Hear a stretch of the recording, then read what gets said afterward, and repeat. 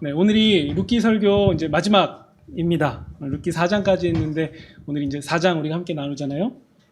이 룻기서의 그 배경은 베들레헴, 우리 의미를 한글로 바꾸면 떡집이에요. 저희 교회도 지금 떡이 준비되어 있는데, 네. 베들레헴 같은 느낌, 저만 그렇죠? 네. 온라인으로 몇 분 오셨나 보니까 여기 앉아 계신 인원수랑 똑같은 인원이 온라인으로 보고 계세요. 그러니까 뭐 TV로 연결해서 보시는 분까지 하면 온라인이 더 많으시단 얘기죠. 네. 괜찮은데요. 제가 걱정되는 거는 떡을 어떻게 해야 될지가 이제 고민이에요. 떡집에 떡이 있는데 떡을 어떻게 온라인으로 드려야 되나, 네, 이런 걱정이 있습니다. 네. 우리 오늘 이제 룻기서 마지막 내용 함께 나눌 건데, 저는 설교 준비할 때마다 항상 고민하는 게, 사실 이 룻기서 여러분 인생 가운데 처음 만난 거 아니잖아요. 보고 또 만나고 또 만나고 또 읽고 또 읽는데, 제가 그 본문을 설교하면서 설교를 들을 땐 좀 다르게 들을 수 있는 부분이 있진 않을까, 그 고민을 항상 해요. 물론 같은 내용이고 같은 진리인데 그것을 어떻게 하면 색다르게 전할 수 있을까를 고민합니다. 오늘도 같은 내용인데 우리 각 사람에게 메시지가 올 땐 좀 다르게 들렸으면 좋겠습니다. 그래서 여러분들이 하나님께로부터 공급받아야 되는 그 말씀이 충만해지시는 시간 되기를 소망합니다. 네, 우리 룻기서는요, 1장 1절부터 얘기하는 것처럼 사사시대에 있었던 일이에요. 사사시대. 사사는 그 이스라엘의 왕이 세워지기 전에 정치적 혹은 군사적인 어떤 지도자 같은 사람들이거든요. 근데 그 시절에, 사사들이 통치하던 시절에 베들레헴의 한 가정이 모압 땅으로 이주하게 돼요. 아마도 흉년 때문에 먹을 것이 없어서 먹을 것을 구하려고 거길 간 것 같아요. 그 가장의 이름은 엘리멜렉이고요. 그 엘리멜렉의 아내는 나오미입니다. 그러니까 이제 살아보려고 이동한 거니까 이제 거기서 먹을 것도 좀 풍족해지고 해서 잘 살면 좋겠는데, 네, 그 땅에서 엘리멜렉이 남편이 죽게 됩니다.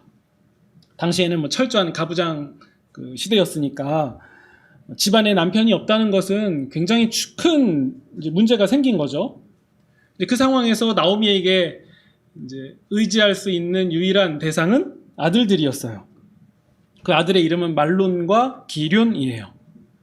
그들이 이제 결혼해서 자식을 낳게 돼서 자손도 많아지고 하면 지금 남편이 이제 먼저 떠나게 된 이 상황이 좀 만회되지 않을까? 네, 그것을 기대할 수 있었을지도 모릅니다. 그래서 이제 아들들이 결혼하게 되는데요. 이 상황이 쉽지 않았는지 동족하고는 결혼을 못하고 모압 여자와 결혼하게 됩니다. 그러니까 이 유대인 입장에서는 그렇게 흔쾌히 좋은 일은 아니었던 거예요. 근데 그 한 명의 이름은 오르바고요. 한 명의 이름은 룻입니다. 이제 결혼해서 잘 사는 일이 펼쳐져야 되는데 무슨 이유인지는 잘 모르겠지만요, 안타깝게도 아들들이 다 죽게 돼요. 그래서 결국에는 나오미와 두 며느리만 남게 됩니다. 이게 모압 땅으로 간 지 10년 안에 다 일어난 일이에요. 이제 어떡합니까? 이제 낯선 땅에서 산다는 게 쉽지 않고 그렇게 해야 될 이유도 없어졌고, 또 들려오는 소식을 보니까 고향 땅 베들레헴으로 가면 거긴 지금 현재 풍년이 왔기 때문에 먹을 것도 있다. 네, 이런 여러 가지 얘기가 들리니까요, 이제 모압 땅에서 다시 고향으로 가야겠다라는 결심을 합니다. 그때 나오미가 한 가지 생각을 해요. 나는 이제 다 잃어버린 인생이고 나이도 많고, 그러니까 우리 젊은 며느리들은 각자 자기 인생을 좀 살면 좋겠다. 내 고향에 굳이 데려갈 이유가 없다라는 결정을 해요. 사실 그 상황에서 나오미에게는요, 며느리 한 명, 굉장히 소중한 상황인 거잖아요. 자신이 어떻게 될지도 모르는데. 근데 나오미는 그 생각을 해요. 나의 처지와 상관없이 며느리들은 각자 인생을 좀 살면 좋겠다. 네. 그래서 열심히 설득해서 한 명은 간신히 돌려보냈는데 한 며느리는 죽어라 안 가는 거예요. 가라 해도 안 가요. 그 며느리의 이름이 룻입니다. 그녀가 이렇게 얘기를 해요. 어머님의 하나님이 저의 하나님이십니다. 네. 신앙 고백을 드리면서 어머니께서 죽으시는 곳에서도 저도 죽을 거고요. 제가 죽는 것 외에 어머니를 떠난다면 하나님께서 내게 벌을 내리시고 또 벌을 내리시기를 원합니다. 그러니까 굉장한 맹세를 하면서 자신이 나중에 마음이 바뀌어서 도망갈 수 있을 그런 퇴로까지도 다 차단해 버려요. 그러니까 이렇게 세게 나오니까 나오미 입장에서는 얘 설득하는 거 불가능하다 생각이 들었겠죠. 그래서 그 룻을 데리고서는 고향 땅으로 돌아갑니다. 근데 막상 이제 고향 땅에 돌아가니까 이제 반갑기도 하지만 현실적인 문제가 다가오잖아요. 이제 먹고 살아야 되는데 이 먹는 문제 어떻게 해야 되나. 그래서 이제 추수기니까 이때 밭에 가서 좀 떨어지는 이삭이라도 좀 주울 수 있으면 좋겠다. 이렇게 생각했어요. 그 당시 하나님이 하나님의 백성에게 주신 법이 있었거든요. 너희들이 이 이삭을 거둘 때에 밭 모퉁이에 있는 것들은 다 싹 거두지 마라. 그 부분은 거류민들을 위해서 또 가난한 사람들을 위해서 남겨둬야 된다. 이게 하나님의 백성에게 주신 법이에요. 심지어 포도원에 있는 포도도 싹 거두지 말고 떨어지는 것은 줍지 마라. 그것은 가난한 자들의 것이다. 그러니까 하나님은 하나님의 백성에게 가난한 사람들, 약한 사람들을 보호하라고 명령하신 거죠. 사실 이렇게 거창해 보이지 않는 그냥 좋은 도덕법 정도로 보이는 이 법을 잘 지킨 사람이 있었는데 그 사람이 보아스예요.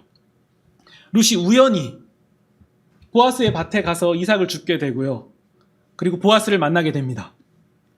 이 보아스는요, 이 룻에 대한 얘기를 잘 알고 있었어요. 들어서요. 이내의 사람이다. 그리고 시어머니를 잘 모신 사람이다. 그래서 보아스는 이런 얘기를 다 듣고 있었기 때문에 룻을 볼 때 특별한 마음이 있었던 거죠. 얘는 아주 좋은 사람이구나. 우리가 잘 돌봐야겠다. 그래서 보아스가 일꾼들에게 명령해요. 이 여인을 홀대하지 마라. 잘 대해줘라. 그리고 쫓아내지 말고 혹시나 목마르면은 일꾼들이 떠온 물을 마시고 배고프면 일꾼들이 가져온 음식을 같이 나누어 먹자. 심지어 일꾼들에게는 이렇게 얘기를 해요. 너희들이 거두다가 일부러 몇 개를 좀 흘려라. 그래서 룻이 좀 풍성하게 걷어갈 수 있도록 도와줘라. 이렇게 배려를 해줘요. 이 일들을 다 들은 이 나오미는요, 이 룻에게 한 가지 사실을 알려줘요. 보아스는 사실 우리의 가까운 친족이다. 그 사람은 기업 물을 자의 후보에 들어가는 사람이다. 이 얘기를 해줘요. 우리가 지난 시간에 기업 물을 자가 무엇인지 함께 나눴었죠. 그리고 룻은 시어머니 나오미가 시키는 대로 타작마당에 가서 보리 키즈를 하는 그날 밤에 보아스가 자려고 누운 곳에 이제 들어갑니다.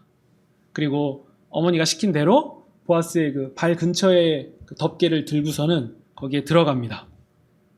근데 자다가 나중에 보아스가 인기척을 느끼고서는 깜짝 놀라죠. 불도 없었으니까 누군지도 몰랐을 거예요. 혹시라도 도둑이라던가 자객이 아닐까라는 그런 걱정을 했을 것 같아요. 근데 이제 룻이 그 어둠 속에서 얘기해요. 전 당신의 여종입니다. 당신의 날개를, 당신의 옷자락을 펴서 저를 덮어주십시오. 당신이 기업 물을 자입니다. 보아스는요, 자신이 어느 정도 기업을 물을 사람이라는 걸 어느 정도 알고 있었던 걸로 보여요. 그래서 룻에게 당신이 기업 물을 짭니다라는 얘기를 들었을 때 그게 새로운 사실이 아니었던 거죠. 이미 어느 정도 그 마음을 먹었던 걸로 보여요. 그래서 룻이 그 얘기를 할 때 보아스가 놀라지 않으면서 상황을 설명해줘요. 사실 저 말고 1순위인 사람이 있습니다. 그 1순위인 사람이 먼저 그 기업을 물을지를 고민해야 되고 그 결정에 따라서 제가 하겠습니다. 그런데 만약에 그 1순위인 사람이 거절하면 제가 맹세합니다. 제가 그 일을 하겠습니다. 라고 결정해요. 그러면서 우리가 읽은 이 4장이 시작되는 거예요. 이제 보아스는 성문으로 갑니다. 거기 이제 어떤 중대한 재판이 이루어지는 장소로 보여요. 거기에서 1순위인 사람을 만나요. 그리고 성읍의 장로 10명을 부릅니다. 이 사람들은 이 증인들로 부름을 받은 거예요. 이때 보아스가 1순위인 사람에게 얘기합니다. 당신이 엘리멜렉의 소유지를 이 장로들이 보는 앞에서 사십시오. 그러자 그 1순위인 사람이 괜찮았던 것 같아요. 그 땅 사면 괜찮겠다 해서 엘리멜렉의 그 소유지를 사겠습니다라고 결정해요. 근데 이때 보아스가 추가로 얘기를 합니다. 그게 5절이에요. 5절을 보시면요. 나오미의 그 밭만 사서 땅만 사서 그 이득을 취할 생각하지 말고 죽은 자의 아내, 그 곧 모압 여인 룻을 아내로 맞아서 아들도 낳아줘야 되고요.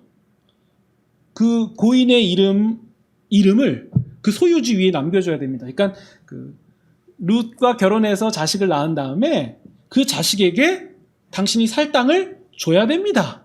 이 얘기를 하는 거예요. 그러니까 그 1순위인 사람이 그 얘기를 들으니까 마음이 바뀌어요. 아니 사면 내 거지 어떻게 주나 이런 생각이었던 것 같아요. 6절 보시면요. 나는 내 기업에 손해를 입습니다. 나를 위해서 기업 무르는 거 저는 못하겠습니다. 나는 못하니까 보아스 당신이 하시오. 나는 못합니다. 이렇게 얘기를 해요. 7절. 고대 이스라엘에는 한 관습이 있는데요. 상황 설명을 해줘요. 무르거나 교환하는 일을 확정하기 위해서 사람이 신발을 벗어서 보여주는 그런 행동을 하거든요. 네. 그리고 8절입니다. 그 1순위였던 자가 보아스 당신이 하세요 라고 하면서 신발을 벗어버립니다. 그러니까 확실하게 저는 안 합니다라는 것을 보여주는 상황인 거예요. 9절이에요. 이제 기다렸다는 듯이 보아스가 이 장로들과 백성들에게 말합니다. 나는 죽은 자들 곧 엘리멜렉과 기럨과 말론에 있는 모든 것을 나오미의 손에서 샀습니다. 지금 보고 계신 당신들이 이 일의 증인입니다. 라고 하면서 법적 절차를 다 밟아버립니다. 그때 사람들이 이 축복 속에서 이 보아스가 아내를 맞을 수 있도록 축하해 주고요.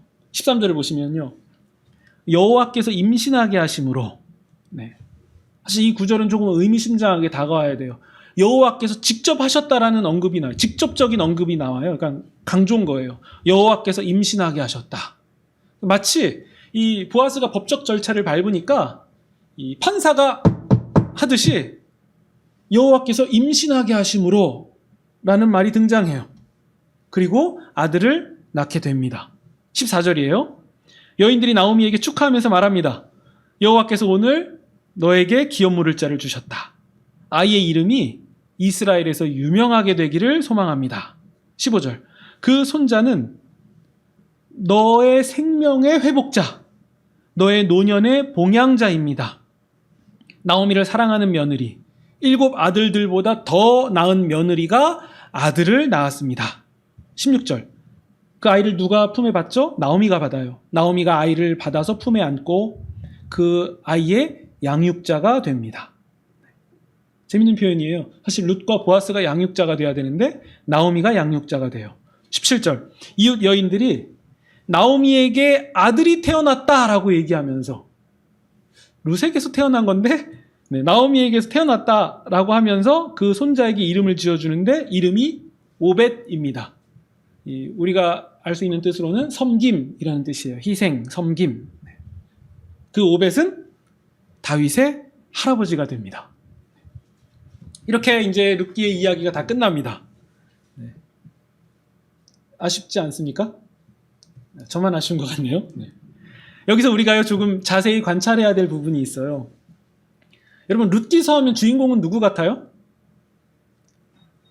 홍길동전 하면 홍길동이 주인공인 것처럼 룻기서 그러면 룻이 주인공 같은데 우리가 읽은 4장 보면 누구를 중심으로 서술됩니까? 네, 나오미예요. 나오미를 중심으로 서술되고 있어요. 게다가요, 이게 중간에는 룻과 보아스에게 집중하다가 또 갑자기 끝에서는 결말이 지어질 때에는 나오미에게 집중해요. 그러니까 룻기서의 저자가 그렇게 서술한 것은요, 분명 어떤 의도가 있는 게 확실한 거죠. 어떤 의도하는 바가 있는 거예요. 근데 사실요, 우리가 읽은 4장만 그런 게 아니라요, 이야기의 처음으로 되돌려보면요, 첫 장에서도 나오미 중심으로 사건이 일어나요. 나오미가 자기의 상황을 얘기하고 며느리를 돌려보내려고 하고 1장 마지막을 봐도 여호와께서 나를 치셨으므로 내가 빈손이 되었다라는 고백으로 끝나요. 그러니까 룻기서 전체 이야기의 처음은 나오미가 등장하고요. 중간에는 룻과 보아스로 시선이 옮겨졌다가 마지막에는 나오미에게 집중되면서 계속 나오미를 축복하면서 이야기가 끝나요. 그러면서요, 우리가 또 동시에 양 끝에서 비교할 게 뭐냐면요, 1장에서는 나는 빈손으로 돌아왔습니다 라는 얘기를 해요. 모압 땅에서 나는 다 가진 것처럼 갔지만 빈손으로 왔습니다. 그런데요, 4장에서는요 무슨 얘기를 하냐면요, 우리 생명의 회복자. 15절에 보시면 생명의 회복자다라는 얘기 나오잖아요.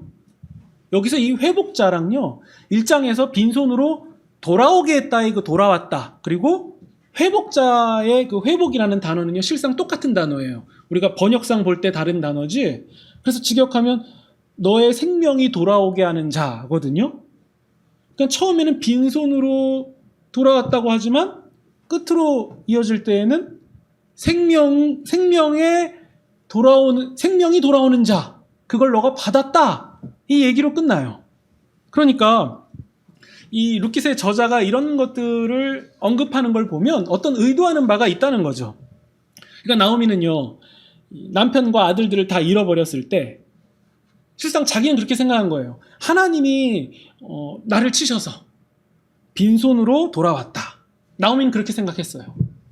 근데 이야기의 끝에는 뭐라고 얘기합니까?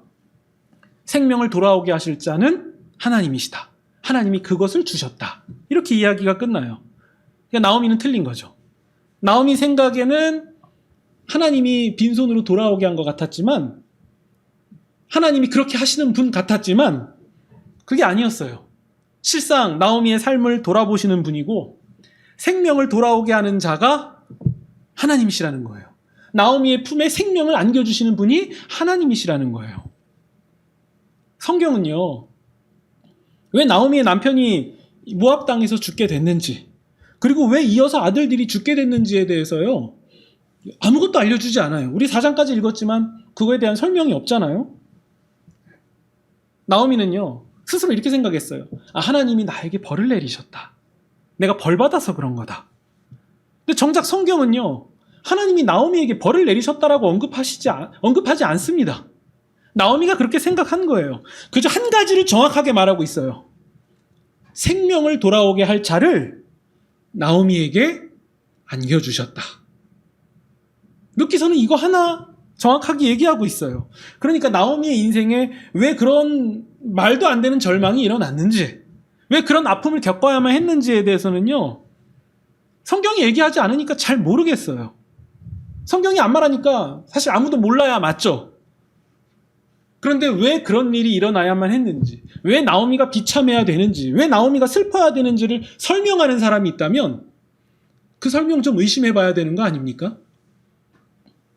근데 우리도 좀 비슷하지 않나요? 우리도 우리 삶에 혹은 타인의 삶에 일어나는 비극과 아픔에 대해서 너무 쉽게 설명하는 경향이 있어요.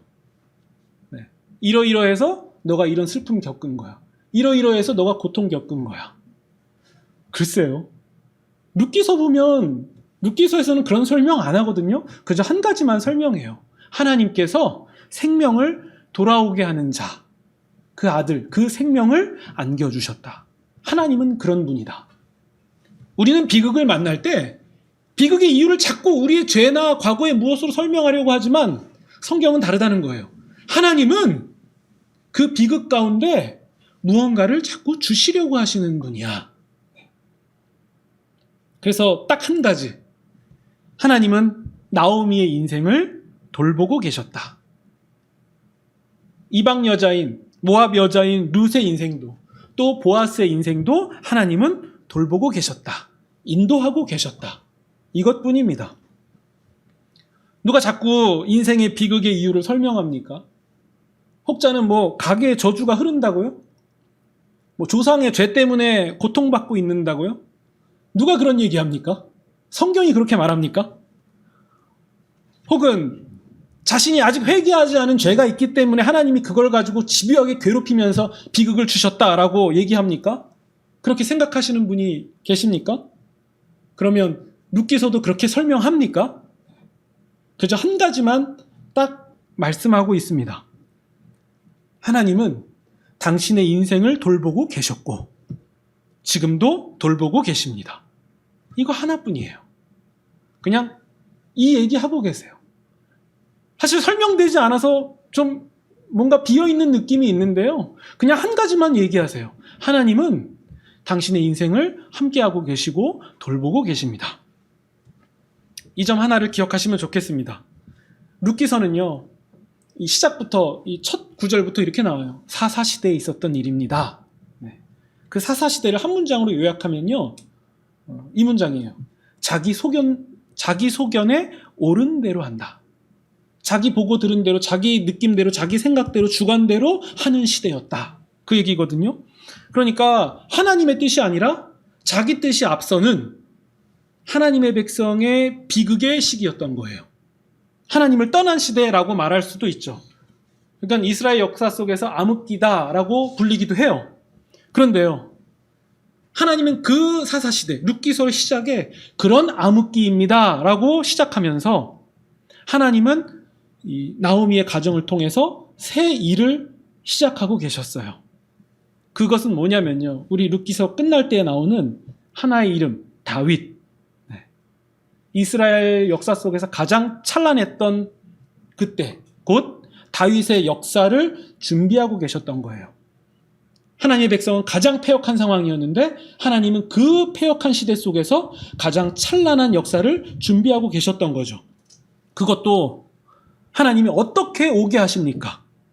그 패역한 사사시대에 아무도 주목하지 않는, 스스로 텅 비었다라고 생각하는 나오미의 삶 가운데 찾아가셔서 그 여인과 함께 찬란한 역사를 준비해 가고 계셨던 거예요.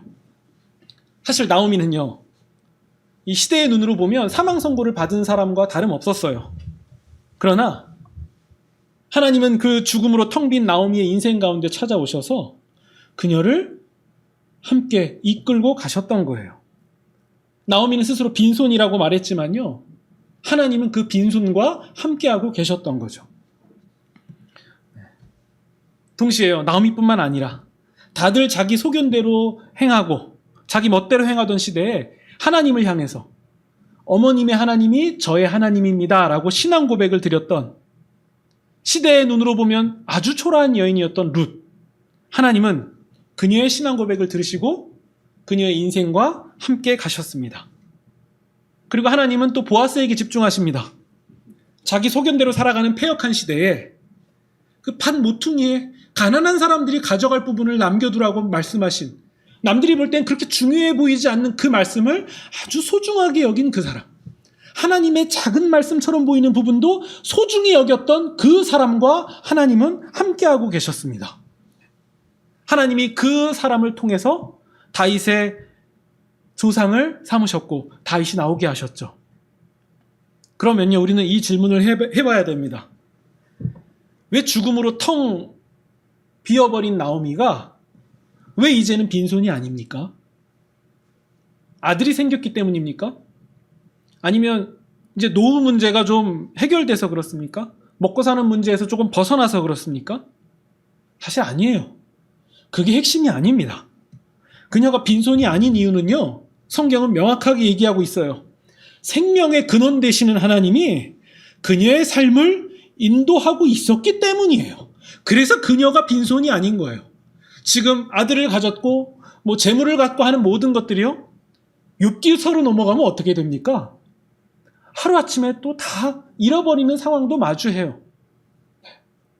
근데 왜 욥기서의 욥이 왜 승리자입니까? 제가 하나님을 뵙습니다.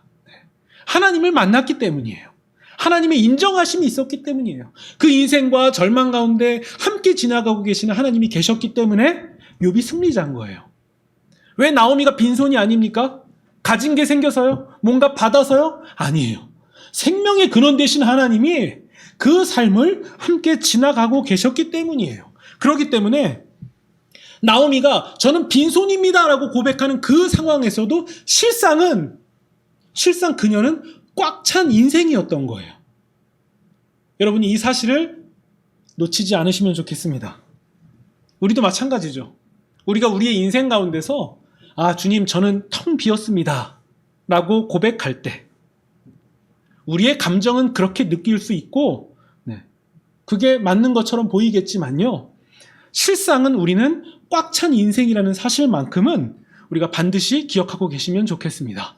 우리의 절망적인 상황, 우리의 탄식의 소리 가운데서도 우리의 인생 배후에서는 하나님은 웃고 계실지도 모른다는 거예요.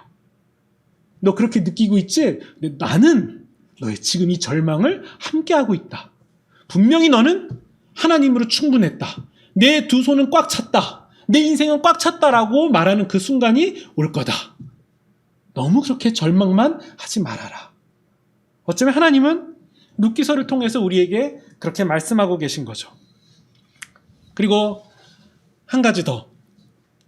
룻과 보아스가 이렇게 어떤 그 상황의 흐름을 인도해 가는 것처럼 보이고, 나오미는 이제는 좀 뒤로 물러났나? 안 보이네. 나오미 이름 어디 갔지? 라고 느껴지는 그런 상황. 근데 실상 나오미도 아무 일도 못하고 있는 것처럼 보이지 않았습니까? 네.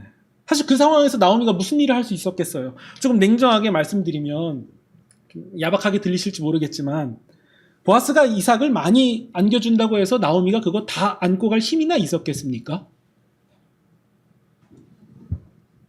제가 말씀 좀 잘못 드린 것 같네요. 그렇죠? 보아스가 많이 준다고 해서 나오미가 그걸 안고 갈 힘이나 있었겠습니까?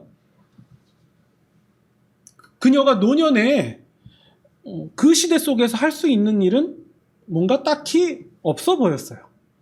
그래서 이야기가 전개되는 상황 가운데서도 나오미가 이렇게 별로 언급되지 않은 것이 그렇게 이상해 보이지는 않는 것이 사실이에요. 그저 룻이 가지고 온 풍성한 이삭을 이렇게 지켜볼 뿐이었던 거죠. 우린 룻기서를요, 남녀의 사랑 이야기로 이해하는 경향이 있습니다. 근데 우리는 오늘 4장을 봤잖아요. 하나님은 누구를 주목하고 계십니까? 그 나오미를 주목하고 계세요. 실제로 사건이 전개돼서 뭔가 핵심적인 역할을 해야 될 때 아무것도 하고 있지 못하는 나오미를 하나님은 집중하고 계셨다는 거예요. 성경은 그녀를 집중하고 있어요. 우리 4장에서 누구의 빈손을 채우는 분이라고 소개하고 있습니까? 나오미의 빈손을 채우는 분이 하나님이다라고 소개하고 있습니다. 실상은요, 룻과 보아스의 아들인데 성경은 누가 그 아기를 품에 안았다고 얘기합니까? 나오미가 안았다라고 서술해요. 누가 자기 자식으로 길렀다라고 성경은 얘기합니까? 나오미가 그렇게 했다라고 얘기하고 있어요. 하나님은요, 연로해서 힘이 없어서 아무것도 하지 못하는, 그리고 인생의 비극 가운데서 헤어나오지 못하고 있는 나오미의 빈손을 채웠다라고 말하고 있습니다. 그러니까 성경은 나오미의 회복을 말하고 있는 거죠. 그걸 더 집중하고 있는 거죠. 저는요, 이 말씀을 준비하면서 우리 그 권사님들이 좀 생각났습니다. 우리 임 권사님도 생각나고, 우리 유명자 권사님도 생각나고, 우리 심 권사님도 생각났습니다. 연세 때문에, 혹은 뭐 여러 가지 상황들 때문에, 요인들 때문에 마치 스스로를 나오미라고 생각하고 계신 건 아닐까, 그렇게 느끼고 계시는 건 아닐까라는 생각이 들었습니다. 그러니까 그런데요, 그렇게 느끼셨을지 모르겠지만, 네. 그러나 성경은요, 나오미의 꺾이지 않는 삶을 통해서, 그런 나오미의 삶을 통해서 보아스와 룻을, 그리고 다윗 왕조를 준비해 가셨듯이, 하나님은 우리 권사님들의 꺾이지 않았던 하나님을 사랑하는 그런 고결한 인생을 통해서 믿음의 자녀들과 믿음의 후손들과 또 저와 여러분, 곧 믿음의 후배들을 만드셨고, 그걸 교회라고 부르지 않습니까? 그런 우리를 통해서 하나님의 나라를 이어가고 계셨던 거예요. 지금 유튜브로 보고 계시겠죠? 네. 지금 나는 텅 비어 있다, 나는 빈손이다, 그렇게 느끼셨을지 모르겠습니다. 하지만요, 하나님은 그렇게 느끼고 계셨던 권사님들의 인생을 돌보고 계셨어요. 나는 아무것도 못하고 있는 것처럼 느끼고 계셨을지 모르겠지만요, 하나님이 나오미를 주목하셨듯이 하나님이 그렇게 생각하고 계신 권사님들을 주목하고 계십니다. 그래서 이 사실 하나만 또렷하게 기억하시면 좋겠어요. 나는 빈손이 아니다. 나는 빈손이 아니다. 왜죠? 뭘 가져서요? 뭘 받아서요? 뭘 누려서요? 아니요. 생명의 근원 되신 하나님을 만났고, 그분을 알았고, 그분이 우리 인생을 인도해 가고 계시기 때문에 우리는 이렇게 고백할 수 있습니다. 이제 더 이상 빈손이 아니다. 하나님 우리 교회 역사 속에서도 함께하고 계셨습니다. 지금은 우리 교회를 둘러볼 때 우리 교회는 빈손처럼 보일 수도 있겠습니다. 그러나 우리 교회의 역사 속에서 그 배후에서 함께 지나고 계셨던 하나님을 바라보시면서 하나님이 우리의 빈손을 채워주시는 분이다라고 그런 놀라운 신앙 고백을 드리시면 좋겠습니다. 성도의 인생은 하나님이 돌보시는 인생입니다. 우리가 아무리 빈손이라고 고백한다 해도 우리의 느낌은 그럴 수 있겠지만 실상 그 순간에도 이미 꽉 찬 인생이라는 사실. 그래서 빈손이 아니다라는 이 고백, 이 부분들을 우리가 반드시 기억하시면 좋겠습니다. 그래서 우리 인생을 바라볼수록 그 고백만 할 수밖에 없는 그런 저와 여러분이시기를 주님의 이름으로 축원드립니다.